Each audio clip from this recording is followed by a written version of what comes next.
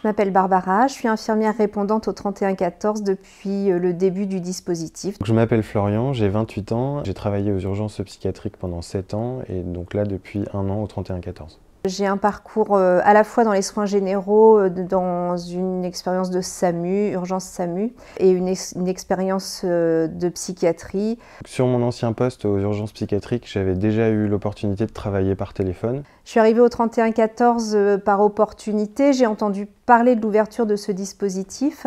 Et donc quand le 3114 Paris a ouvert, j'ai eu l'opportunité du coup de muter sur cette ligne d'écoute-là.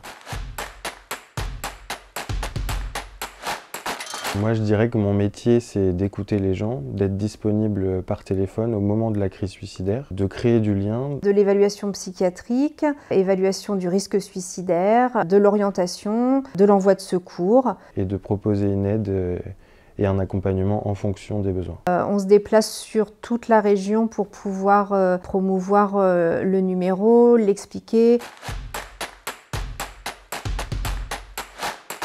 La plateforme du 3114 est une plateforme régionale, donc on a une bonne connaissance des structures de notre région. Il y a tout un tas de ressources très différentes pour pouvoir orienter les gens sur le territoire. On travaille en alliance avec les SAMU des différents départements. Et on travaille beaucoup en équipe aussi pour développer des nouvelles ressources et avoir toujours plus de propositions pour être au plus près des besoins des personnes qui appellent. Donc dans la majorité des situations, c'est plutôt les personnes qui appellent elles-mêmes le 3114, mais ça nous arrive nous aussi de faire des appels sortants, notamment quand on a des signalements de famille. Globalement, pour rappeler des personnes qui nous ont appelés et pour savoir si, de par nos orientations, ils ont réussi à avoir un rendez-vous, à avoir un suivi, pour voir si leur état s'est amélioré. Et ça nous arrive aussi dans des situations très critiques de rappeler les gens sur plusieurs jours pour s'assurer que la crise se tasse et que les choses vont mieux. Également pour faire du lien avec les hôpitaux, les CMP, les services d'urgence quand c'est nécessaire. Ce qui est important aussi, c'est que quand on arrive au 3114, on n'est pas jeté dans le grand bain comme ça. Il y a une formation de 4 jours qui est organisée par le pôle national, qui est spécifique à l'intervention de crise par téléphone.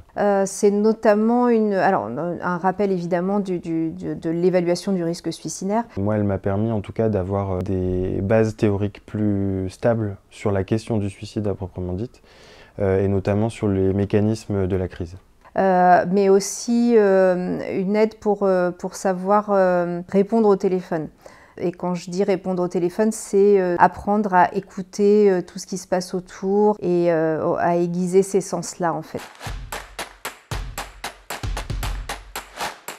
Il y a des spécificités au travail par téléphone et souvent nos collègues qui font du présentiel sont assez étonnés se posent beaucoup de questions, en tout cas il y a beaucoup de mystères autour du travail par téléphone et notamment sur le fait de ne plus voir de patients en présentiel. Effectivement, de ne pas voir la personne, ça peut perturber au départ, mais finalement on apprend à faire autrement et à écouter autrement. Les choses elles sont différentes évidemment, mais il y a presque plus de proximité au téléphone entre le patient et nous, dans la mesure où le patient est chez lui, dans son environnement habituel qui est sécurisant. On ne se voit pas, c'est parfois plus facile de raconter des choses à quelqu'un qu'on ne voit pas. Nos entretiens, on les construit de la même façon et ça passe par la même évaluation que ce qu'on pourrait faire en service de soins ou en service d'urgence. Il y a presque plus de choses qui sont dites que sur du présentiel et on peut parfois aller chercher un peu plus loin.